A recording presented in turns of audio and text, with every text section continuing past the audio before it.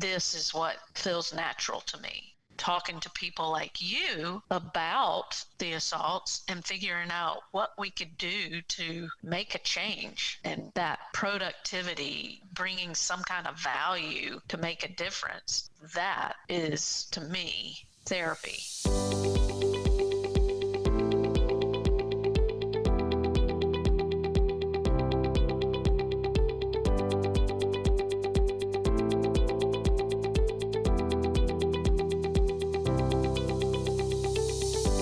Welcome, and thank you for joining me for another episode of Sexual Assault Survivor Stories, the SAS podcast, coming to you from the Podvlog studio in St. George, Utah, and produced by Markel Consulting, LLC. I'm your host, Dave Markel.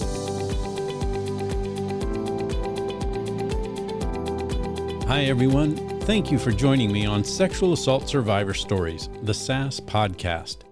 This is episode 86, and this week my guest is Kelly Justus, founder of the Justus Project, an organization that I took note of on LinkedIn because the site was promoting Callisto, an organization I also support, and whose executive director, Tracy DiTomasi, has been on this show.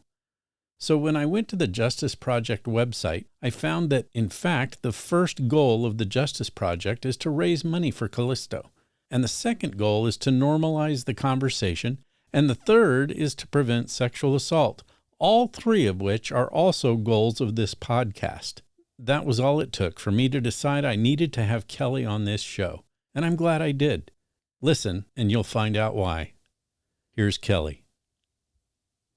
Kelly Justus, thank you for joining me. It's an honor and a privilege to have you with me today. Well, thank you, Dave. I do appreciate you having me, and everybody in our space appreciates all the work that you're doing. Well, thank you. And for my listeners, I just want to give you a little background. I was scrolling through LinkedIn and saw Kelly's page and noticed that she's promoting Callisto.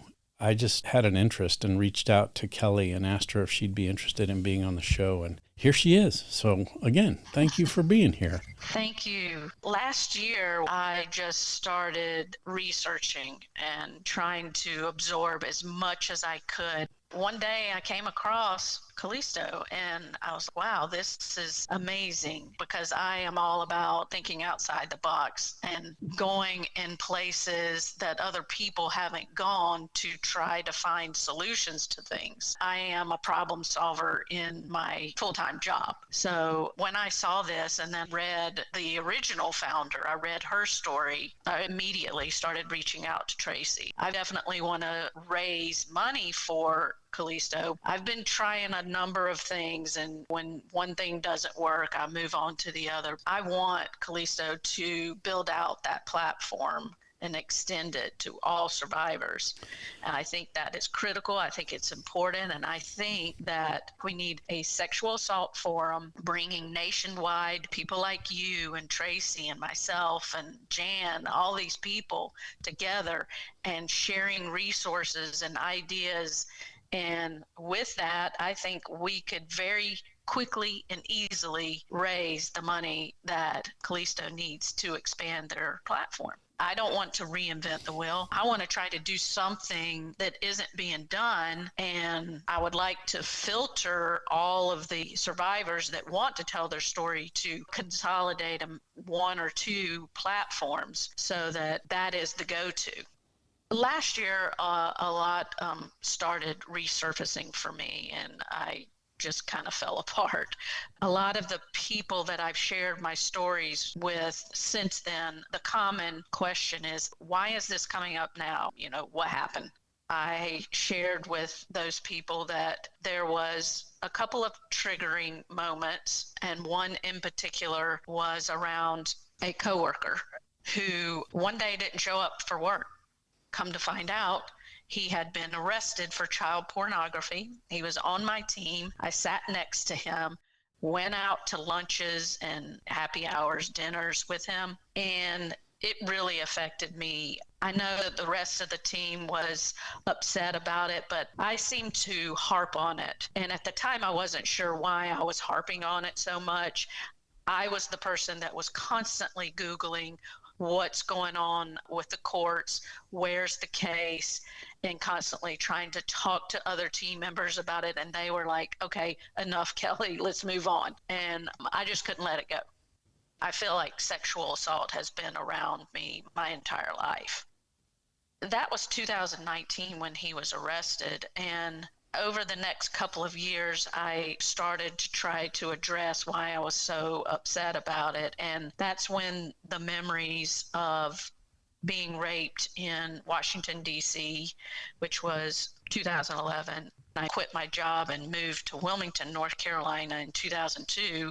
I was drugged and raped. So as I started to deal with those memories, that's when the childhood memories surfaced as well. So I guess over the past 12 months, I've been dealing with all of these different things, and my head went to a pretty dark place, finally trying to turn it around and do something about it.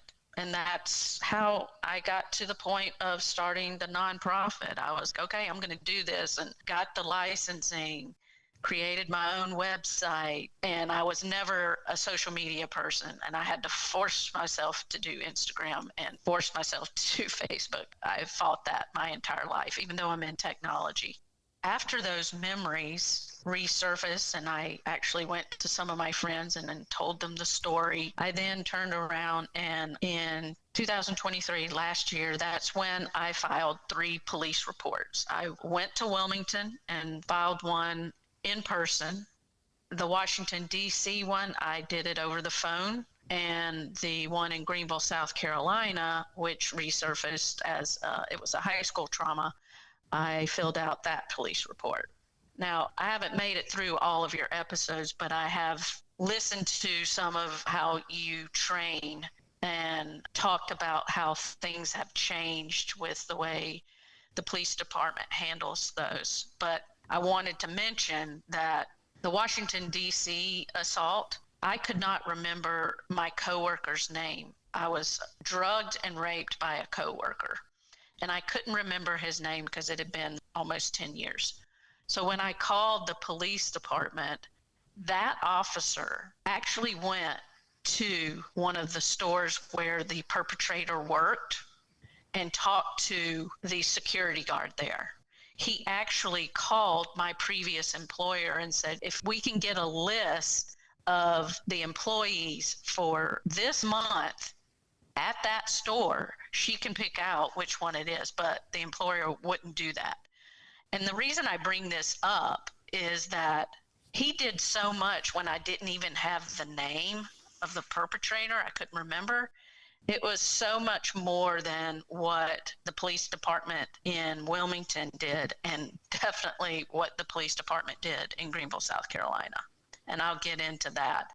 One of the cops in Wilmington, North Carolina actually snickered. I walked up and they were going to take my report, and I said I was drugged and sexually assaulted, and they asked, when did this happen? And I told them.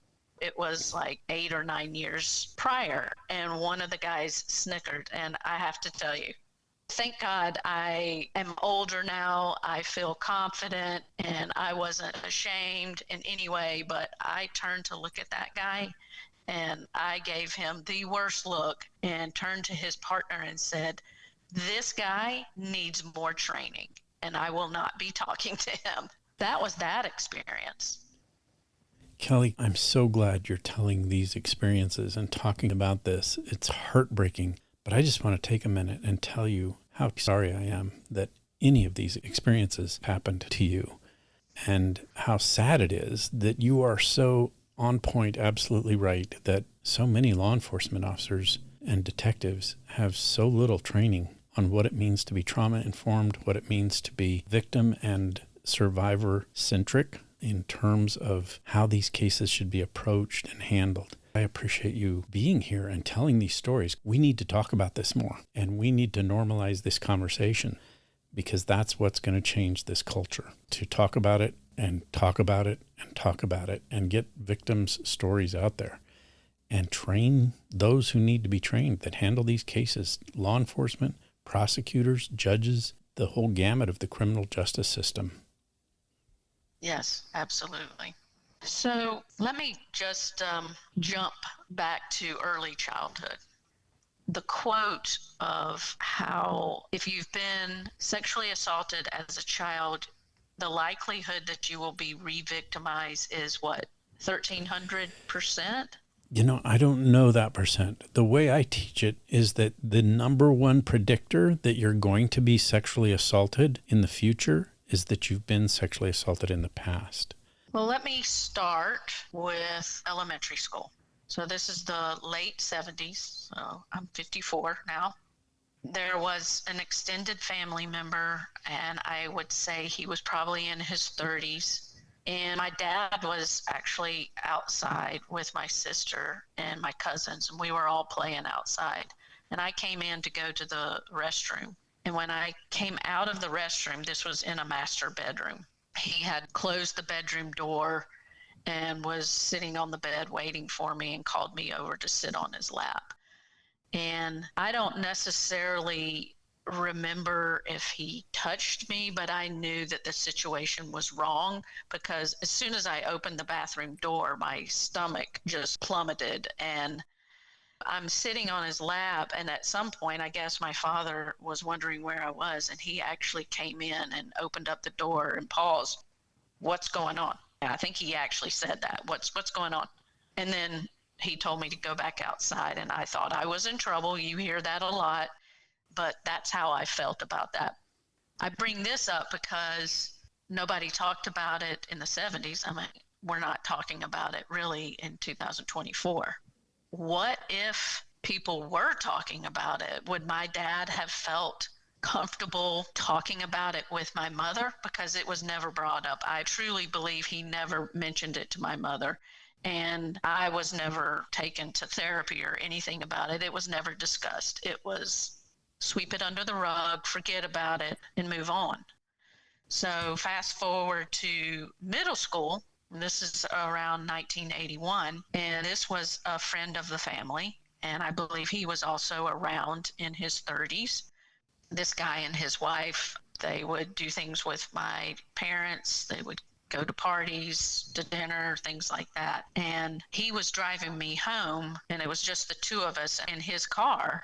And he pulled over on the side of the road. He'd been drinking, and that's where he sexually assaulted me. We were probably 3-4 blocks from my house.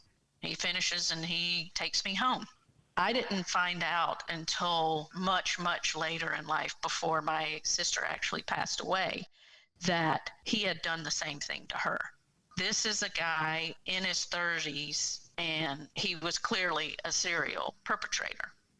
So I bring up these two that are around adults that are perpetrating, and I believe that adult perpetrators have started typically in childhood, as a teenager, maybe in high school. So that brings me to high school, and I wonder about the perpetrators in high school, what they're doing now today, because they are grown adults. Who's at risk around these guys? So in high school, this is the one that is most disturbing to me, that has affected me the most, because it was terrorizing for me. It was a group of guys that I actually hung out with throughout high school. I had just graduated from high school, and it was the summer. I was a lifeguard, and two guys came up to the pool where I was working. And this was in Greenville, South Carolina. And they wanted to get into the pool, and they weren't members. So my manager had said, Kelly, you need to make sure you're not letting people in. So I had to deny them. Maybe that felt like me having power over them, but they got very upset about it. Later that night, they ended up calling me and asking me to come to a party. And I was like, great, they're not mad at me now, so I'm going to go ahead and go. I get to the party, and I probably wasn't there more than an hour and a half. I had had one beer, started on my second beer, and I started to feel nauseous, and I went to the bathroom and threw up. As soon as I came out of the bathroom, I was already starting to feel the effects of whatever drug they gave me. I think it was acid. And this guy starts groping me and leads me to the bed and rapes me. After that, I get dressed and we walk out to the den, and I'm on the couch. And I remember looking up at a picture on the wall, and it was freaking me out. That's why I think it was acid, because I was so focused on that weird painting. At that point, I don't remember anything else.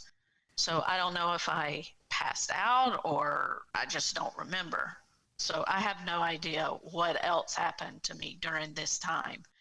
Ended up, I woke up early a.m. Everybody had gone home, and I walk out of the bedroom, and there are two guys that are still there, and they're still partying. And when I look over at them, one of them says, "Get her." And that's when I started to run, and I ran out the house, and I made it to the driveway, but they caught up to me and tackled me in the driveway. And then one guy was dragging me by my hair and my arms to the back seat of my car. And that's where he was trying to get my pants off. He was trying to rape me, but I was kicking and I was hitting him and I was screaming. And when he realized he wasn't going to be able to do it, he asked his buddy to go around to the other side of the car and hold my arms down. And that's when he was able to get my pants off, and he raped me. And that boy, I'm telling you, he did not hesitate one single time during all of that. And I have to wonder, I mean, this boy was 17 years old, and it was so violent and terrorizing. And he is an attorney today. And that is very concerning.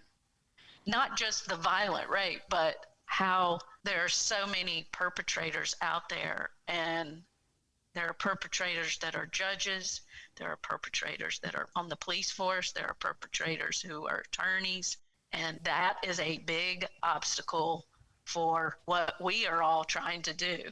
Didn't mean to sidebar there.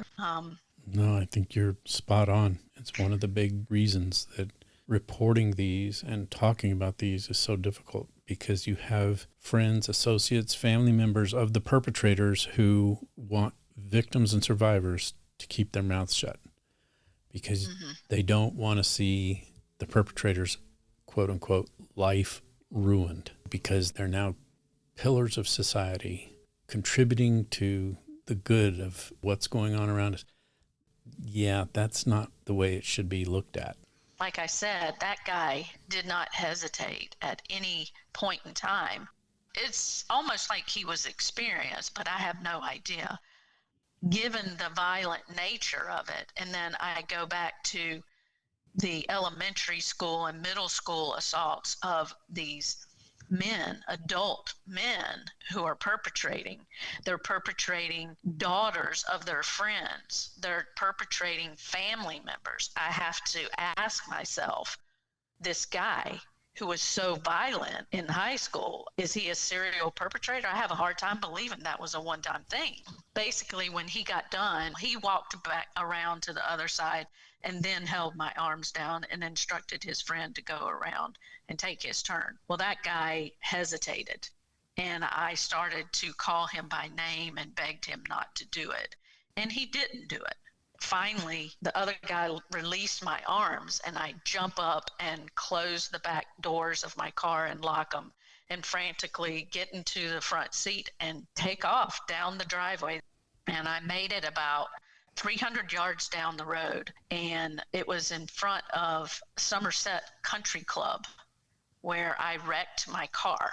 And my car was literally right in front of the pool of that country club. And it stalled, and I didn't hesitate. I jumped out of the car and ran across the street to a stranger's house and knocked on the door.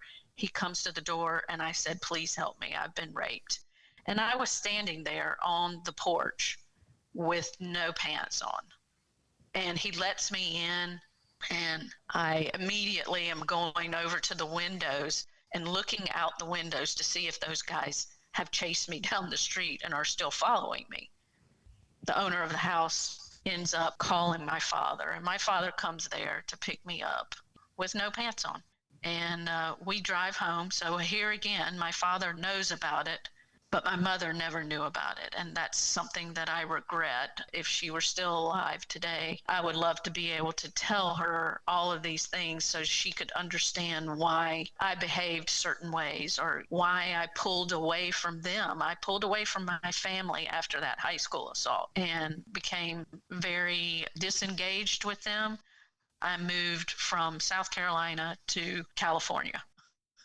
That was as far as I could go. I felt like it was never the same. Or I'm going to have to tell your mother what happened. And he had already asked me if I wanted him to tell mom, and I didn't because I just knew she would fall apart. And that was extra emotion that I didn't think I could deal with. So we never told my mother. And then I went on to college a month later and fell apart and was drinking heavily and trying different drugs and not going to class and failed out. And mom brought me home, and it's been one thing after the other. I finally finished my bachelor's degree probably 10 years after that. And I know what people say about pushing survivors to report. I can honestly say here at 54, I wish I had done something after some of those assaults. There was so much evidence with the high school thing, and that community, they were talking about it afterwards because other people I knew came to me, tried to talk to me about it, and I just couldn't handle it. But I know from that people were talking about it. And the fact that my car was probably sitting there for a minimum of 24 hours right in front of the country club pool, that people are talking. What's going on? The stranger that I went to his house for help, he lived in front of the boy's house, the one that violently perpetrated me. He lived in that neighborhood. When I went to the police last year, even some of the boys who are now men with wives and children that weren't involved in assault chose not to step up and acknowledge, at a minimum, the party and that I was drugged, because all of them knew that. Because I believe that the whole drugging was a part of trying to shame me, make fun of me, whatever. One of the boys I rejected when he asked me to go out, and then those other boys who got upset because I had to deny them access to the pool. There's a number of boys there that had issues with me, and then there are boys there that never had issues with me. And I'm just wondering why, as adult men, they can't step forward when they know what happened. And one of these fathers has a child that's been sexually assaulted. How is it that he doesn't step forward? And one has a wife that I've heard has experienced sexual assault. How does he not step forward? And I don't believe either one of them had anything to do with the drugging, and I don't believe they assaulted me. So how do we make progress when people that have information about assault will not step forward? Even when they've seen how it has affected some family member that they love, they still won't step forward. I think one of the big problems when you ask that question is that it's easier not to. So many people look at it as stirring the pot and bringing up things that are in the past. And why can't you let bygones be bygones? They're not bygones. They're not memories that just fade away. These are life-changing, worldview impacting events that destroy lives. If not destroy them, at least impact them to the point where the consequences are daily consequences.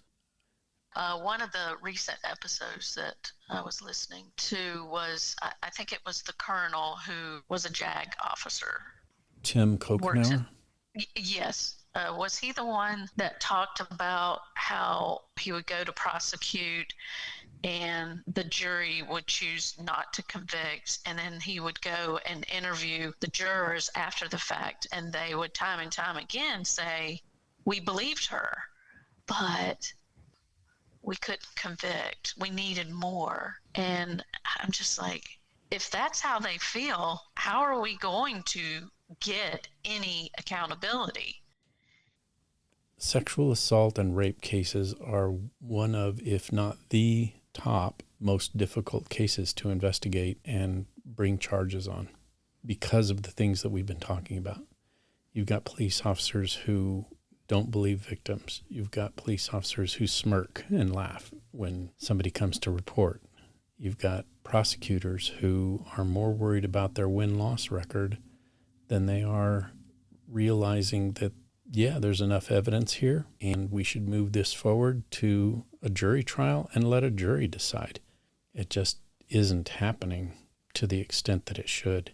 It's what I call a rape culture. And it goes back to what we were saying earlier. Changing a culture is one of the most difficult aspects of the human experience, especially a culture that is embedded as deeply as rape and sexual assault are in our human existence, that goes back to the beginning of time. Yeah. Where women, for the most part, and I'm not saying that women are the only victims, there's a lot of male victims, there's a lot of non-binary, non-gender specific humans that are victims and survivors of rape and sexual assault. But when you look at the picture of perpetrator mentality and our society's willingness to give perpetrators and offenders the benefit of the doubt, and instead point the finger at victims and survivors as being the cause, we've got a problem. And it's going to take a lot. Time, education, mindset change before we start seeing the results that we're looking for. Callisto is one of the organizations that I support the most in terms of helping that change occur.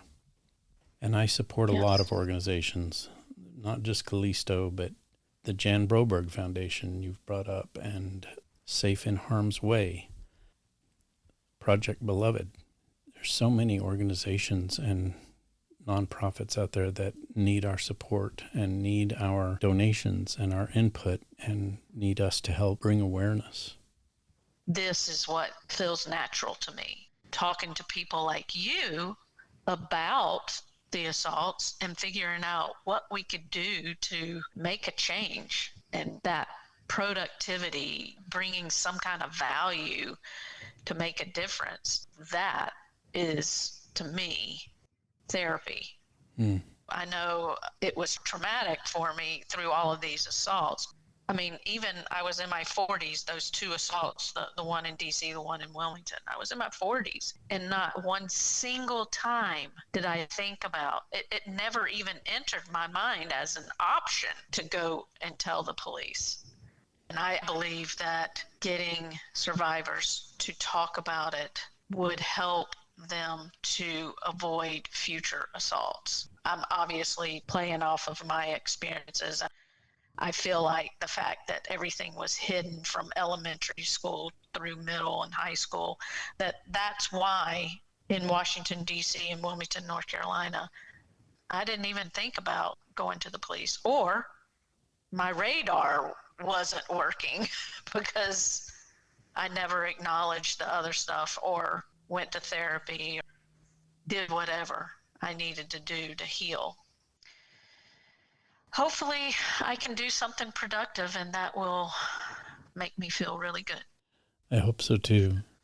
Kelly, what do you do as a coping mechanism to get you through the day or get you to not have intrusive memories to the point where maybe you can't sleep, or the trauma replays over and over in most victims' and survivors' minds? What do you do to handle all of that? And what will you do after this interview? Yeah, unfortunately, I am replaying things in my mind a lot of mornings when I wake up too early. It's almost automatic that it's right there as soon as I wake up in my mind, and I hate that. but I have started to try and change things in that way. And so I've limited myself to listening to one or two of Dave's podcasts per day. I was reading a lot of books around this, and that was usually when I read. It was when I was trying to go to bed, and I was like, okay, this is not a good idea. So I've stopped. I'm reading spy thrillers instead of stuff around sexual assault. So, and I used to run a lot and started to have back problems, but I'm trying to get back into it and do it slowly and in smaller quantities to try and avoid that back pain. Running was always super cathartic for me. I'm very hopeful that I can continue to do that. And music, and I do the sauna a lot. Just get in there and sweat. Yeah. You have my best wishes for moving forward and getting past this and being on a healing journey. Thank you. I do think there's some value, though, in what you are saying in terms of accomplishing things that you know are doing good for the good of everyone in terms of some sort of impact on prevention. I do believe that efforts such as what you're talking about and what other organizations that I've already mentioned are doing definitely impact the prevalence rate. And if we can just get down the prevalence rate and get to the point where we as a society are so adamantly against enabling rapists and sex offenders to continue doing their rapes and sex offenses, then I think we're starting to make progress. And that's what my goal is with this platform and in supporting Callisto and you and some of the other organizations that I've already mentioned. It's the whole concept of bringing down that prevalence rate and getting rid of rape culture mentality. Absolutely. And Callisto, if we could expand it to all people, then there would be some accountability. And just that alone would be a deterrent. Yep. And that's what we need. Yep. We need deterrence. They're not scared of being held accountable because they're not held accountable. No. There's my answer right there. I should stop doing some of these other things and should just focus 100% on Callisto. I think your goals are extremely commendable and worthy of support and energy. Keep doing what you're doing. Thank you, Dave. And you keep doing what you're doing. I appreciate it so much. Thank you. I'm going to. It is important. And it's also uplifting to get the feedback that I'm getting. It just seems like within the last couple of months, I'm really starting to get inundated with texts and emails from victims and survivors who have said what a tremendous impact sexual assault survivor stories has made in their lives. And that means the world to me. That's the whole goal, is to impact lives and start changing the culture. Because as I say with every show, we all know someone whose life has been impacted by rape and sexual assault, and we owe it to ourselves and to others to do all we can to help bring justice to victims and survivors of rape and sexual assault. Thank you for contributing to that effort. I think you're doing great work. Thank you so much. And I love the fact that you're a retired police officer. For people to know that you, as a police officer, are here doing this, I don't know, it just feels extra special. Well, thank you. That is part of the goal of this platform, too, is to educate those who are in the criminal justice system, who do have the power and authority and ability to make positive changes in our criminal justice system and in the impact of rape culture by doing the things that we need to do that support and lend belief and non-blame to victims and survivors. It's critical to my mission to do that and to help spread the trauma-informed education process so that not just law enforcement, police officers, and criminal justice professionals, but everybody needs to be much more sensitive to what it means to be trauma-informed, because everyone around us has been impacted by rape or sexual assault. And if we treat each other with respect and empathy, it goes a long way to helping bring justice to victims and survivors. Absolutely. Kelly, thank you. Well, thank you, Dave. I appreciate you giving me the opportunity and platform to tell my story. I'm appreciative that you were willing and that you have the courage and strength and fortitude to do that. Keep doing what you're doing. Thank you. Let's stay in touch. All right. Thanks, Dave. Thank you, Kelly. Bye. Bye-bye. That does it for another episode of Sexual Assault Survivor Stories, the SAS podcast. One more time, I want to give a great big thank you to Kelly Justus for all she's doing and for her courage and fortitude in sharing her story in this episode. Thank you, Kelly. You're amazing. And for those of you who are listening, thank you for being here. I appreciate that you're part of the SAS audience. And I want to again ask that you share this episode and the podcast with everyone you know. My goal is to increase the listenership of this podcast by 500 people per week. And that's certainly possible if you'll do your part in sharing the episodes that you listen to. Just click on the share icon and send the episodes to family, friends, and colleagues. Everyone can benefit from listening to this show, and it will help bring justice to victims and survivors of rape and sexual assault. Another way to do this is to start by believing when it comes to listening to and providing support for victims and survivors. Because we all know someone whose life has been impacted by rape or sexual assault. Thank you for your loyalty and for your support in helping this podcast grow. We'll see you next week.